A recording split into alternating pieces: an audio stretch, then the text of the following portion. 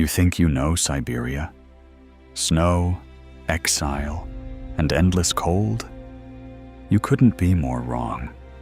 Turn away now, and you'll never discover what actually exists beneath that snow.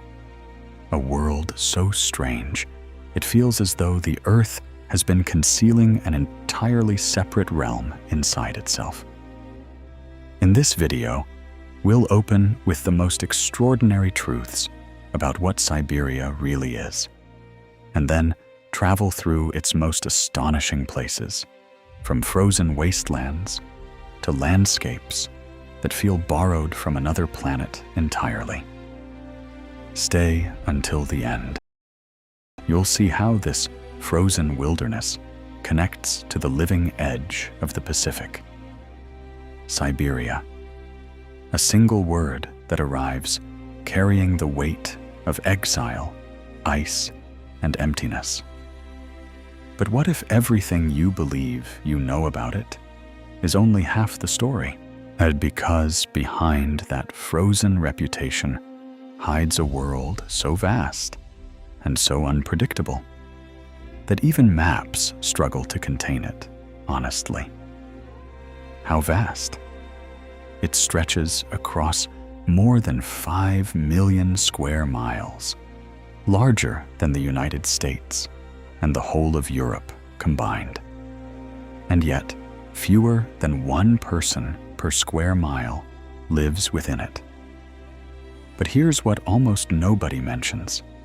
Siberia is not one endless white sheet.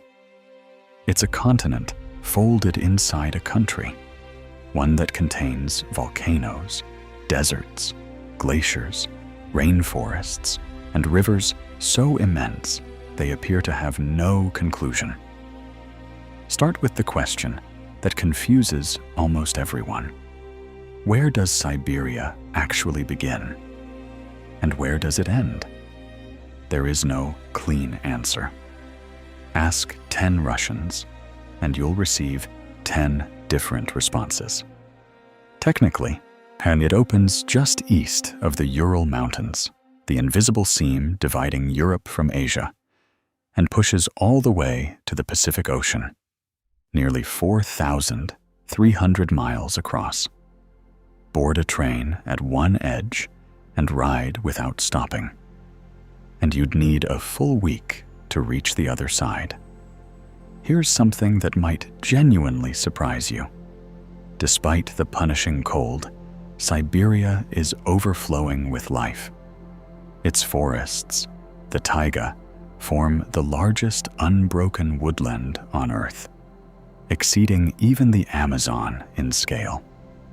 Brown bears, moose, wolves, and Siberian tigers inhabit a landscape where temperatures can fall below -76 degrees Fahrenheit. Creatures that have turned survival at the extreme into something that looks almost effortless. But it goes stranger still. Beneath those forests lies a hidden world, a frozen one. Most of Siberia rests on permafrost, a ground that has remained locked solid for tens of thousands. When it begins to melt, it releases ancient things back into the present. Mammoths with fur still attached to the skin. Seeds that germinate after 30,000 years sealed in ice. Even viruses, what scientists are now calling zombie viruses, preserved since the Ice Age and reactivating as the ground slowly gives way. And the ground conceals more than biology. Beneath Siberia lie immense reserves of oil, gas, gold, and diamonds. Close to 80% of Russia's total natural resources originate from this single region. It is not an overstatement to say that Siberia is what keeps Russia functioning. But the land reclaims what it gives. That same frozen ground, sheltering all that wealth, can also consume entire cities. Buildings fracture, pipelines buckle, and whole towns tilt and sink as permafrost softens beneath them. That is Siberia's central paradox. Everything here exists on borrowed time. Now, the question that never fails to stop people. If Siberia is this cold, why does it have volcanoes? The answer reaches deep beneath the Pacific Rim, into the churning boundary where tectonic plates shift and collide. Siberia's eastern edge sits directly on that boundary, meaning the ground here draws heat from the planet's interior. More than 300 volcanoes rise across the region, some still breathing steam. One erupts with enough force to alter the color of the sky thousands of miles away. But not everything here burns or freezes. Parts of it bloom. Spring dissolves the snow and floods the valleys, converting endless white into waves of green and wildflowers. For a few compressed months, the land fully wakes. Rivers accelerate, animals return, and the air fills with a hum of life that makes the long winter hard to believe. Still, even that transformation holds something beneath it. Because while most people picture Siberia as barren and uninhabited, it is home to more than 40 distinct ethnic groups, each carrying its own language, traditions, and understanding of the world. From the Yakuts of the Far East to the Nenets of the Arctic tundra, many still live by the rhythms their ancestors established, following reindeer herds, reading the seasons, and enduring where almost no one else could. Yet Siberia has not been left untouched by history. Its name still resonates with one of humanity's darkest constructed systems, the Gulag. Under Stalin, millions were transported here, prisoners, artists, teachers, and soldiers, to work in mines and labor camps dispersed through the wilderness. For most, it was a journey with no return. The forests surrounding Kolyma and Magadan became unmarked graveyards.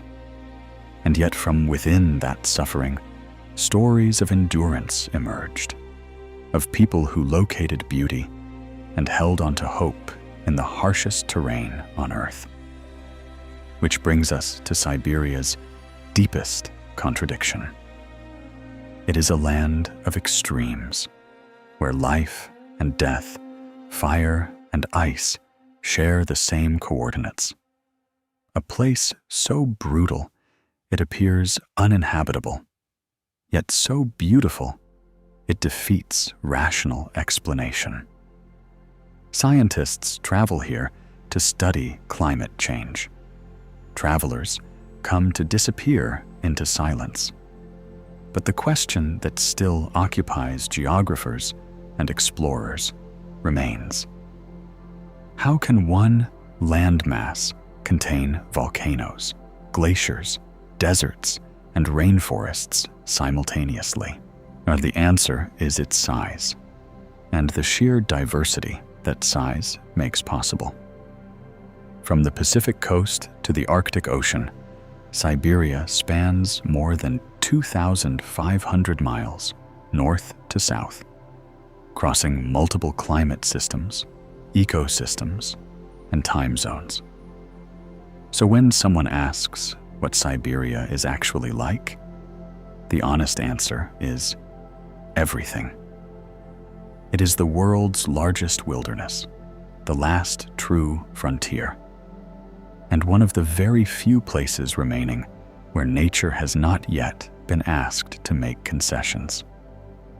Now that you understand what really lies behind the name, it's time to see it directly.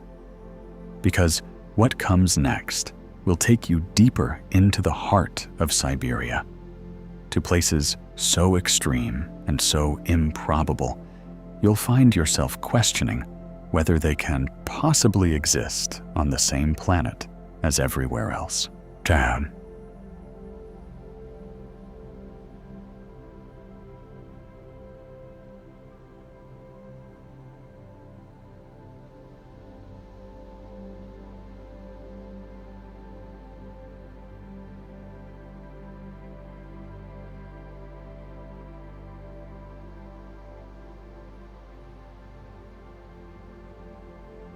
Few corners of the world carry this kind of raw, untamed energy. Wedged into Russia's far eastern edge, the Kamchatka Peninsula runs nearly 750 miles between the crashing Pacific and the gray waters of the Sea of Okhotsk. Isolation here isn't just a geographical fact. It's a defining force, one that has kept this landscape looking exactly as it did long before civilization arrived. For most of the calendar year, no road brings you here. No train line connects it to the Russian mainland. Everything, from food to fuel, arrives by plane or by ship. And yet, despite being cut off from the rest of the world, this peninsula hosts over 300 volcanoes, 29 of which remain active today, placing it among the most volcanically restless territories on the planet. It sits directly atop the Pacific Ring of Fire, where tectonic plates grind and buckle beneath the surface. Earthquakes, eruptions, and geysers aren't disasters here. They're simply the rhythm of daily existence. Residents will tell you the earth never fully settles down beneath their feet. Stand far enough back, and you can watch columns of steam climbing from the ridgeline, the planet exhaling heat through ancient cracks in its own skin. But Kamchatka's story isn't told by fire alone. It's equally a kingdom shaped by ice. Enormous glaciers slide down from volcanic summits into wide green valleys, where brown bears wade into rivers to catch salmon swimming upstream. It's one of the rare places on Earth where Arctic tundra, dense boreal forest, and active volcanoes share the same horizon. And buried within that wilderness sits one of the most surreal volcanic landscapes anywhere. A zone where roaring geysers and frozen craters face each other across impossible terrain. That's where the real journey begins.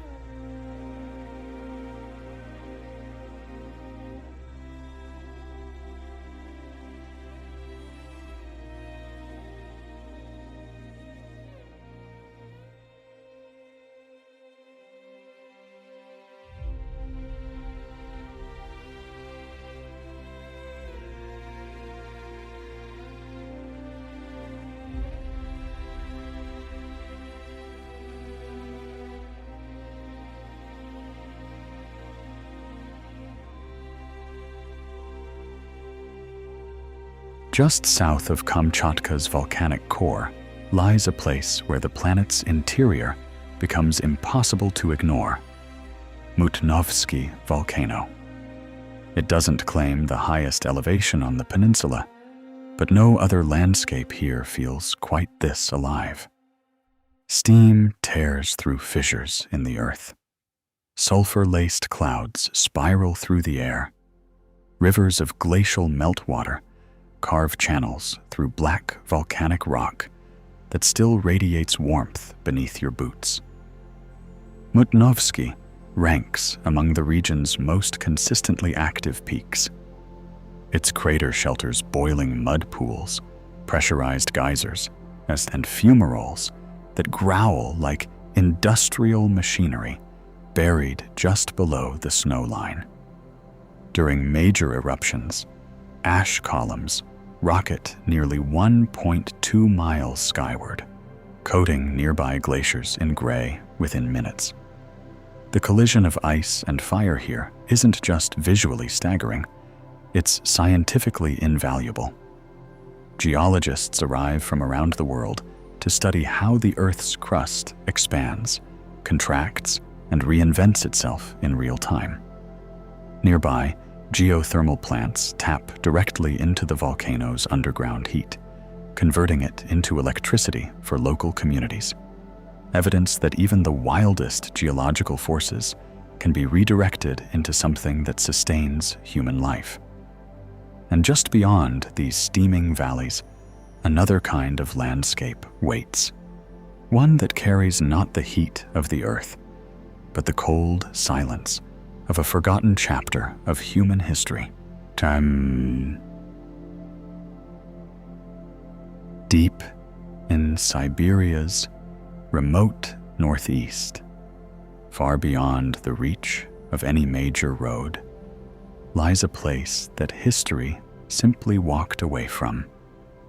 Kadikchan.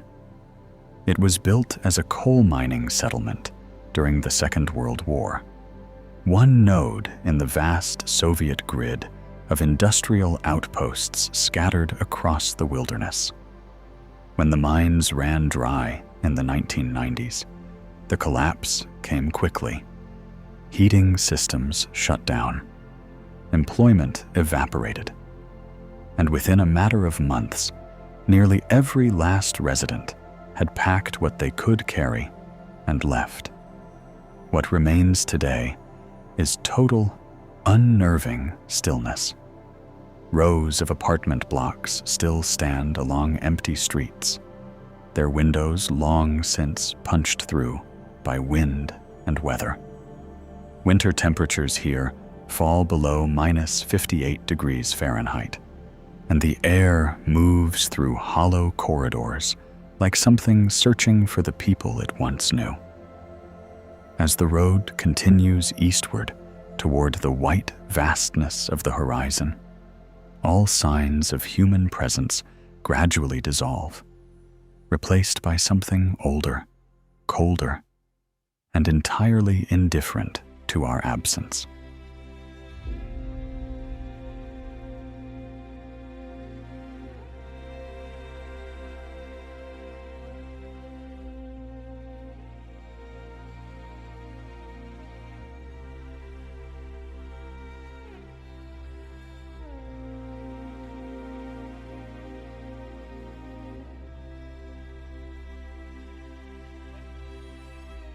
If a single word had to capture Yakutia, that word would be extreme. This enormous republic spans an area greater than Argentina, yet barely 1 million people call it home. Winter temperatures sink below -76 degrees Fahrenheit here, turning exhaled breath into instant frost and transforming rivers into solid, navigable roads made entirely of ice. And still, life carries on. Villages endure at the edge of the Arctic Circle, where reindeer herders trace the same seasonal routes their grandparents walked across frozen tundra. As the Yakut people have adapted to a world that would kill an unprepared outsider within hours, constructing homes on stilts above the permafrost, maintaining traditions built entirely around harmony with cold rather than resistance to it. Beneath that frozen ground, scientists have recovered woolly mammoths preserved with extraordinary completeness, fur, skin, and stomach contents still intact after 30,000 years, locked in ice. It's a land where deep prehistory and the present moment share the same frozen layer, where survival isn't a crisis to be managed, but a culture passed down through generations. And beyond these white plains, the land has shaped something that looks less like geology and more like imagination carved in stone.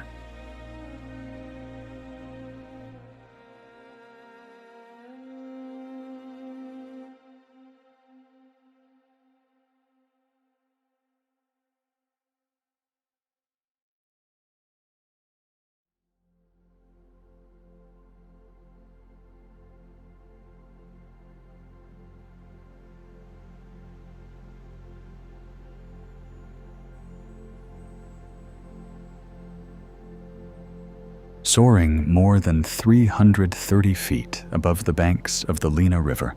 And these colossal formations of stone rise like the ruins of a civilization that never existed. They are architectural, without any architect, monumental, without any monument builder. The Lena Pillars took shape over 500 million years ago, when ancient shallow seas gradually hardened into sedimentary rock, and time, combined with frost, wind, and water, did the rest, splitting the cliffs into towers and spires.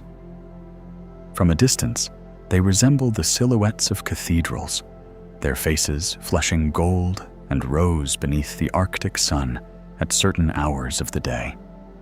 Each exposed layer in the stone functions as a page in a geological record, documenting seas that vanished, climates that shifted, and organisms that vanished from the earth long before anything resembling a human appeared.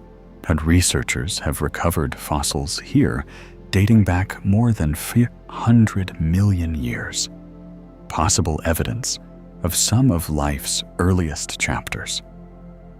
Yet for all the scientific weight the site carries, standing before it feels less like reading a textbook and more like witnessing something sacred. To the Yakut people who have lived alongside this river for centuries, these formations aren't simply rock. Stretching across more than 2 million square miles, the Siberian Taiga is the single largest continuous forest on the planet. It reaches from the Ural Mountains all the way east to the Pacific coast, a green mass so enormous that it actively regulates the climate of the entire northern hemisphere. This is a world defined by contrast. Winters here are ruthless and relentless. Summers arrive briefly, intensely, almost desperately. The trees, pine, larch, birch, have evolved to survive temperatures below -76 degrees Fahrenheit, standing patiently through conditions that would shatter most living things. Bears, lynxes, and wolves move through the shadows beneath those canopies. Rivers thread through valleys so remote that no human has ever documented where they begin. For centuries, rulers used this forest as a tool of erasure, sending the unwanted here to disappear into its vastness. But for the Evenki and Nenets peoples, this forest is not a punishment. It is home. They navigate by stars, read animal tracks as precisely as printed text, and have sustained a way of life in balance with this wilderness for thousands of years. It's a place that reduces every human scale of measurement to something small. And just when you're convinced it stretches on forever, the forest parts to reveal something no one expects.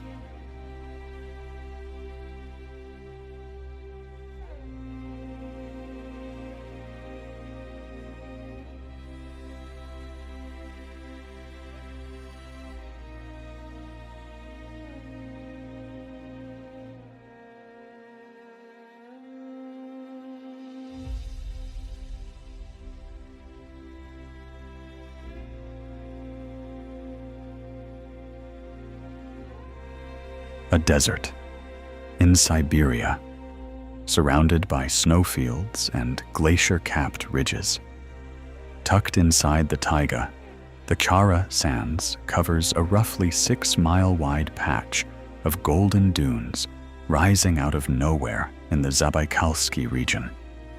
Wind shaped this anomaly during the last ice age, when massive glaciers ground the underlying rock into fine particles and then retreated, and leaving the sand behind with nowhere to go. What emerged is a landscape that makes the eye argue with the brain. Dune ridges rise in smooth, sculpted waves, while snow-covered peaks frame them from every direction. In summer, the sand absorbs enough heat to burn bare skin. In winter, the same dunes freeze into rigid, wind-swept forms, almost indistinguishable from snowdrifts. It is a place where the rules of geography appear to have been suspended, where a desert lives inside a forest, refusing to explain itself. Satellite imagery captures it best. A glowing golden blotch against an ocean of dark green. It looks like a rendering error, but it's entirely, stubbornly real. A geological oversight that the landscape never bothered to fix. And when the dunes fall back into the surrounding forest, as the earth shifts again. On the outskirts of Krasnoyarsk, the forest floor gives way to something that belongs more to mythology than geology. Stolby Nature Reserve. The name translates directly. Pillars. And that's precisely what you encounter. Hundreds of granite monoliths thrusting upward through the taiga canopy, some exceeding 330 feet in height. These columns were born roughly 450 million years ago, when molten rock cooled slowly beneath the surface and then pushed upward over geological time, punching through the overlying strata until wind and rain could take over the shaping. Locals have been climbing these formations for generations, giving rise to a distinct subculture with no real parallel anywhere else on Earth. The Stolbists, climbers who scale the pillars without ropes, without shoes, treating the act of ascent as a form of freedom rather than sport. During the Soviet era, making that climb carried an additional layer of meaning. In a society that controlled nearly every aspect of life, retreating into the rocks to climb barefoot felt quietly radical. Nature as the one available form of escape. Every major pillar has been given a name. Each one carries a story. Each one has become a landmark in the collective memory of the city below. As the granite peaks recede into rising mist, the landscape deepens, drawing the journey further into Siberia's mountain interior, where the wilderness grows sharper, more severe, and more ancient. Chara Sands.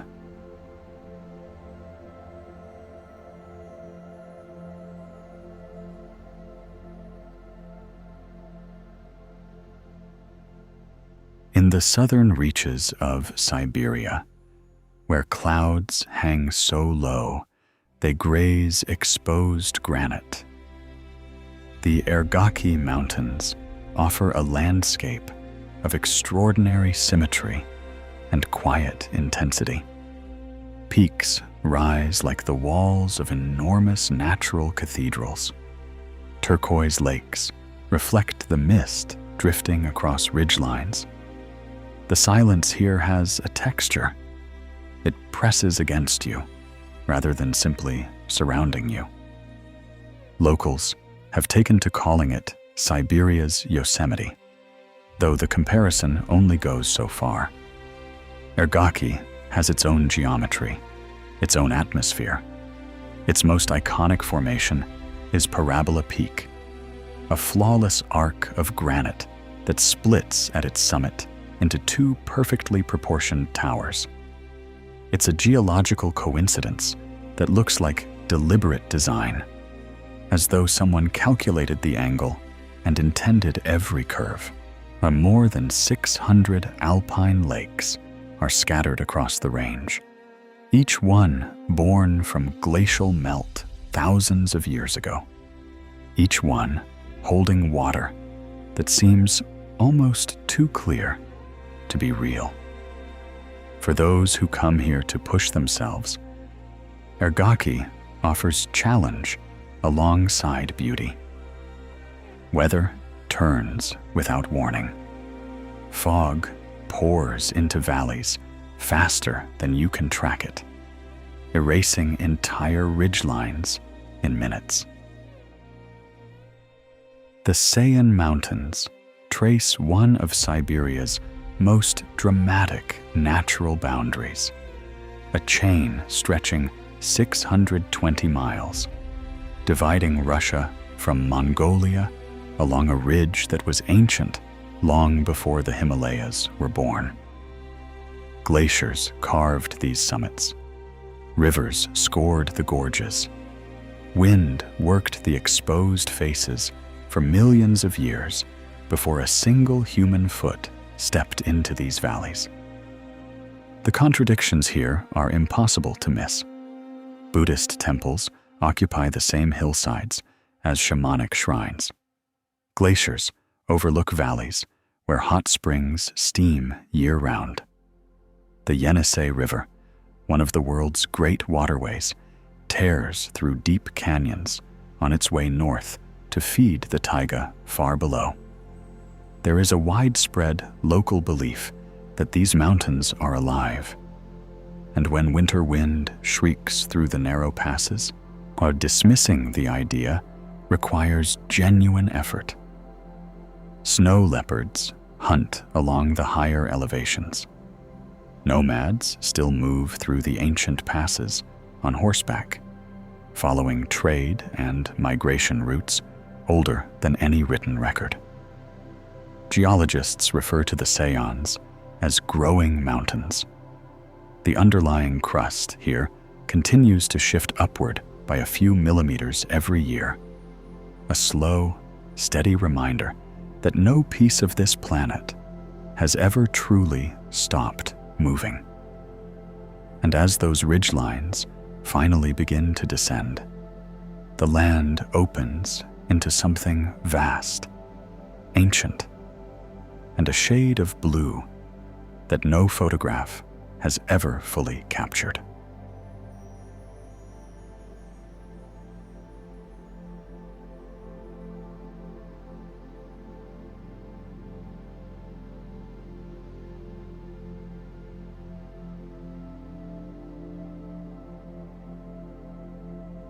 Nothing you've read, seen, or been told prepares you for the actual experience of Lake Baikal, the deepest, most transparent, and oldest lake on Earth.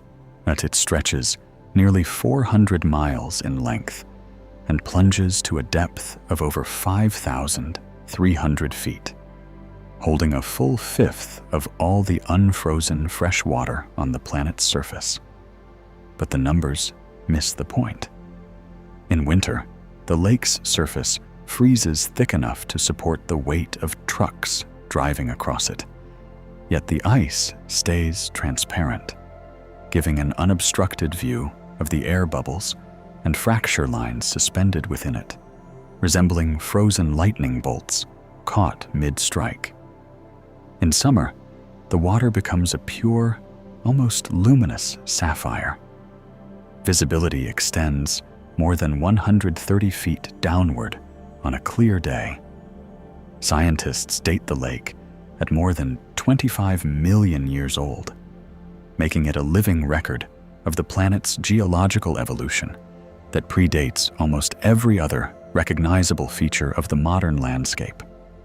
Its biology is equally extraordinary, and more than 2,500 species inhabit its waters, roughly 2/3 of them found nowhere else on Earth. Among them, the Baikal seal, the only seal species that lives its entire life in fresh water. For the Buryat people, this is not a lake. It is a sacred sea, a living spirit. They believe Baikal breathes, and that the deep groan of cracking winter ice is the earth itself speaking through it. As the shoreline falls away behind you, the blue water gives way to mountains once more, and Siberia folds back toward myth.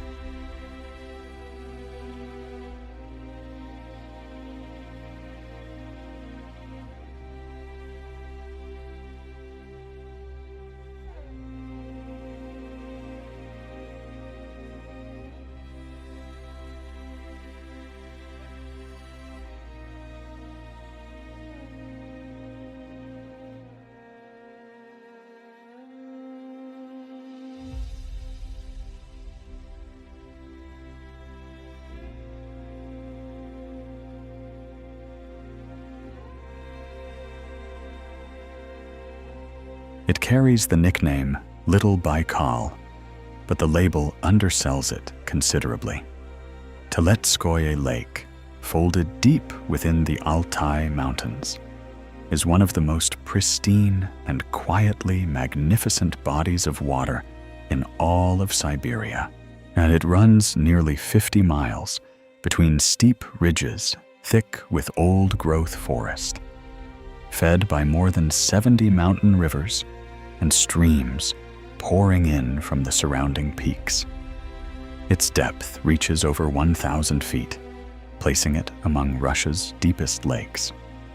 Viewed from above, it reads as a mirror, long, narrow, impossibly clear, catching both sky and tree line in its surface simultaneously.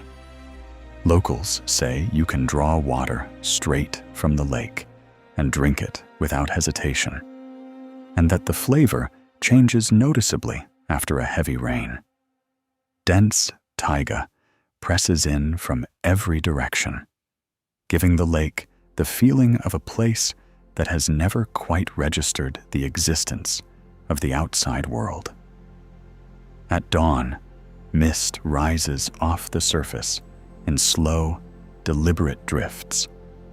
Toward evening, waterfalls descend from cliffs along the shoreline, are catching the last light and glowing orange against the darkening forest. Ancient traditions hold Teletskoye to be a sleeping spirit, and its waters sacred. But beneath the stillness, water is always moving, threading out from these mountains through rivers that feed one of Siberia's most powerful and restless waterways.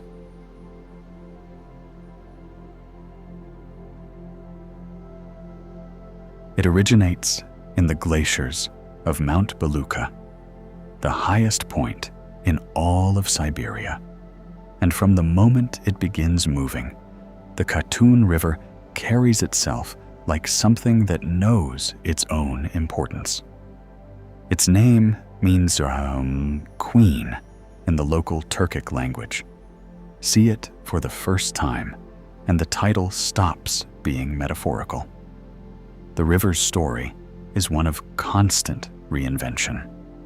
It starts as a thin stream of glacial meltwater who turns a striking shade of turquoise as it broadens through the mountain valleys, and then accelerates into full-throated rapids as it carves through the deep canyons farther downstream.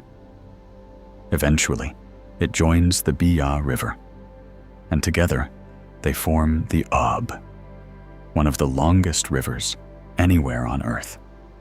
Along its 427 miles, the Katun refuses to hold a single character for long. Serene pools give way without warning to whitewater stretches that have challenged the most experienced rafters. Photographers position themselves along its banks for hours, waiting for the light to hit the turquoise surface at exactly the right angle. But for the Altai people, who have lived along its length for generations, the river is something more than a natural feature. It is a sacred presence, and the thread connecting the high mountain world to the wide open steppe below.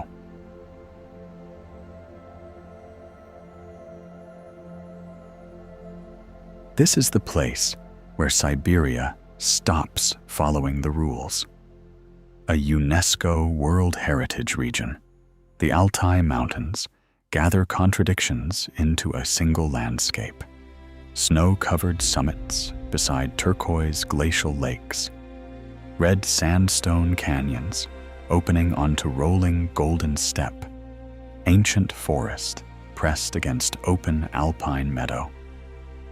Biologically, it's among the most diverse regions in Russia. Snow leopards patrol the high passes, golden eagles ride thermals above the ridges, and herds of wild ibex pick their way across near vertical slopes. Mount Belukha anchors the range at nearly 14,800 feet. For the indigenous peoples of the Altai, it is more than the highest peak in the region. It is sacred ground, widely believed to mark the entrance to Shambhala, the hidden paradise described in Buddhist cosmology. Petroglyphs carved into the valley walls by nomadic cultures stretch back thousands of years. Trade routes that wound through these passes were old when Rome was young. Travelers arriving here today often describe something harder to quantify than scenery: a stillness, an energy, an inexplicable sense of calm that seems to radiate from the mountains themselves. Every season rewrites the palette entirely. Summer turns the hillsides amber. Autumn sets them ablaze in crimson, and winter covers everything in white, so clean it seems deliberate. And as the mountain silence gives way to the first sounds of civilization, the journey shifts. Where?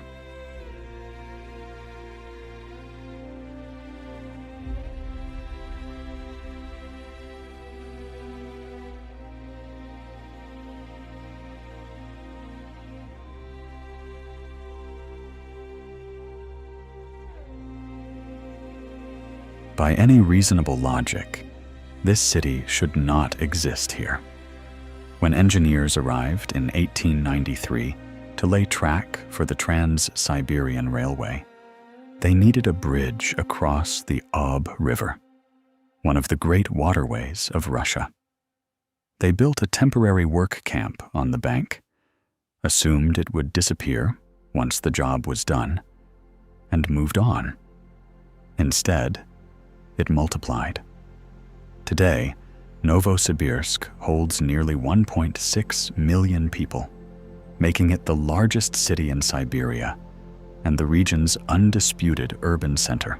And it is a city shaped by two impulses that shouldn't coexist, but somehow do: Soviet-era pragmatism and genuine intellectual ambition. Wide boulevards run past research institutions clustered in Akademgorodok, a purpose-built science city nestled among stands of birch trees, where generations of Soviet and post-Soviet researchers have done work that shaped fields ranging from physics to medicine. Winter pushes temperatures below minus 22 degrees Fahrenheit, yet the streets stay in motion. The Ob locks up completely for months, and life simply reorganizes itself around that fact. Trains keep running, trams keep moving, and the city keeps building. Novosibirsk is proof of something stubborn in the human character, that given enough time and enough reason, people will turn even the harshest ground into somewhere worth staying.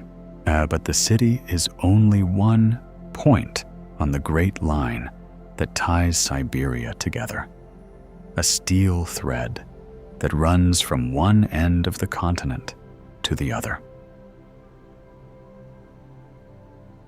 At all 5,772 miles, the Trans-Siberian Railway is the longest continuous train route on Earth. It departs from Moscow and doesn't stop until it reaches the Pacific coast, crossing 7 time zones and 2 continents along the way. Construction began in 1891, ordered by Tsar Alexander III, with a goal that seemed to border on fantasy: to physically bind the outer edges of the Russian Empire to its center. Tens of thousands of laborers fought through conditions that defied normal engineering: swamps that swallowed equipment, permafrost that shifted beneath completed track, mountain terrain that resisted every available tool. The human cost was immense, and the railway consumed lives across the 25 years it took to complete it, finishing finally in 1916. Today, the full journey takes roughly a week from end to end. The window view shifts continuously. Dense taiga gives way to frozen rivers, which give way to remote villages where the rhythms of daily life appear to have remained largely unchanged for generations. For travelers who make the crossing, the experience carries a weight that goes beyond tourism. It is a passage through a country's interior logic, a slow, deliberate reading of a landscape most people will only ever see on a map.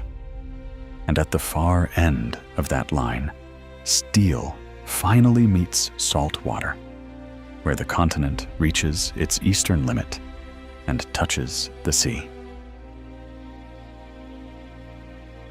At the Pacific edge of the continent, where Siberia's landmass finally runs out of room, stands Vladivostok, Russia's easternmost city and the terminus of the world's longest railway. Its name carries the weight of imperial ambition: rule the East. The city was founded in 1860 as a naval fortress, a deliberate stake planted at the far edge of the empire's reach. Today, it is something more complex, a place where European architectural traditions meet the commercial and cultural rhythms of the Pacific Rim. The city climbs steeply up from Golden Horn Bay, its hilltops marked by the Ruski Bridge, one of the world's longest cable-stayed spans. Ships fill the harbor at all hours, their lights fractured across the water, while Pacific wind sweeps in from the open ocean. Through most of the Soviet period, Vladivostok was sealed completely, off limits to foreigners, as undocumented, officially invisible to the outside world. Now, it is open, layered, and alive, a place where a ramen restaurant sits a few doors down from a Soviet naval monument, where the past and the Pacific coexist without apology. From any of the city's high points, the view extends without interruption. Rooftops descending to the bay opening to the sea, and the sea extending to a horizon without end. It is the ideal conclusion to Siberia's story. A land born from fire and ice, arriving finally at open water. And standing at the dock, listening to the waves, you understand. This was never the end of the world. It was always where something new begins. And so the journey across Siberia reaches its final point, from the volcanic fire of Kamchatka to the salt-laced air of Vladivostok. As what began as a land defined by exile reveals itself as something far larger, a place shaped by resilience, marked by beauty, and full of surprises that have no right to exist where they do. Here, ice contains life. Forests hold silence like something precious. And the people who have made this land their home have built entire ways of living in territory where most would never consider staying. Siberia is not simply Russia's frontier.